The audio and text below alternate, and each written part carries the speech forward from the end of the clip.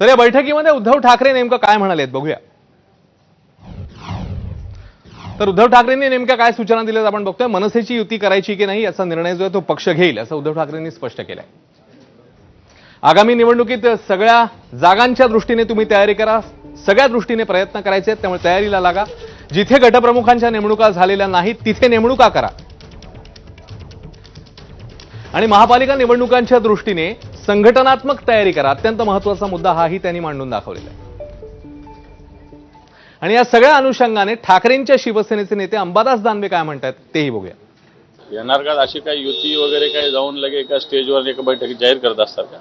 ठीक आहे, याच्याशी प्रोसेस असतील, काही पूर्ण असतील, काही असेल ते एखादे चालू असेल नसेल तुम्हाला आम्हाला काय माहिती.